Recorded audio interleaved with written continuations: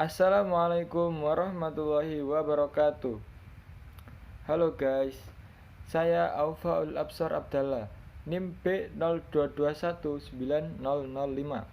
Di sini saya ingin menjelaskan apa sih belajar itu. Lah, di sini saya akan menjelaskan teori belajar menurut David Ausubel.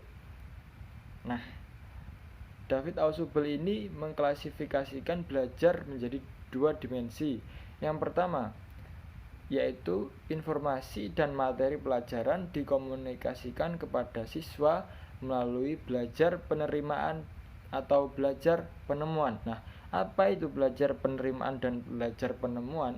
Yang pertama, belajar penerimaan merupakan cara belajar dengan menyajikan informasi dan materi pelajaran dalam bentuk final. Sedangkan kalau belajar penemuan mengharuskan siswa untuk menemukan sendiri sebagian atau seluruh materi yang akan diajarkan.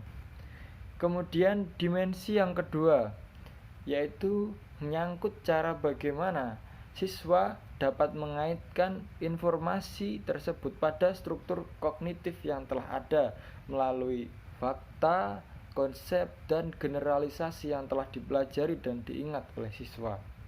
Dalam tingkatan kedua ini, siswa menghubungkan dan mengaitkan informasi yang telah diperoleh dengan pengetahuan yang dimilikinya. Dengan demikian, siswa tersebut telah belajar bermakna. Akan tetapi, jika siswa hanya mencoba-coba menghafalkan, itu namanya belajar hafalan, bukan belajar bermakna.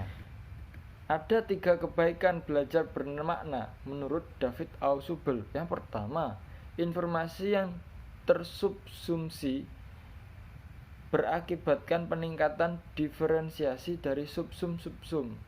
Jadi memudahkan proses belajar berikutnya untuk materi yang mirip. Yang kedua, informasi yang dipelajari secara bermakna lebih lama diingat. Yang ketiga, informasi yang dilupakan sudah subsumsi akan mempermudah belajar hal-hal yang mirip walaupun telah lupa. Faktor-faktor yang mempengaruhi belajar bermakna menurut Ausubel adalah stabilitas dan kejelasan pengetahuan dalam suatu bidang studi tertentu pada waktu tertentu pula. Sifat-sifat struktur kognitif menentukan validitas dan kejelasan arti yang timbul saat informasi baru itu masuk dalam struktur kognitif. Demikian pula proses yang terjadi pada interaksi. Dan ada prasyarat bermakna, prasyarat belajar bermakna, yaitu sebagai berikut. Yang pertama, materi yang akan dipelajari harus bermakna secara potensial. Yang kedua, siswa yang akan belajar harus mengerti tujuan dari belajar bermakna tersebut. Yang kedua, ada akar teori andragogi. Nah, apa sih andragogi itu? Andragogi itu berasal dari bahasa Yunani, yaitu ander atau aner yang berarti orang dewasa, dan agogi berasal dari agogus yang berarti membimbing atau memimpin. Jadi andragogi merupakan suatu ilmu dan seni dalam membantu orang dewasa belajar. Secara epistemologi, andragogi berasal dari kata ander, yaitu orang dewasa, yang beda dengan pedagogi. Pedagogi adalah pendidikan yang ditujukan untuk anak-anak kecil. Apa saja sih yang membedakan andragogi dengan pedagogi? Yang pertama, yaitu adanya perbedaan dalam konsep diri. Orang dewasa memiliki konsep diri yang mandiri dan tidak bergantung pada orang lain, atau yang dalam Islamnya yaitu ghina aninas, semugih saking menungso.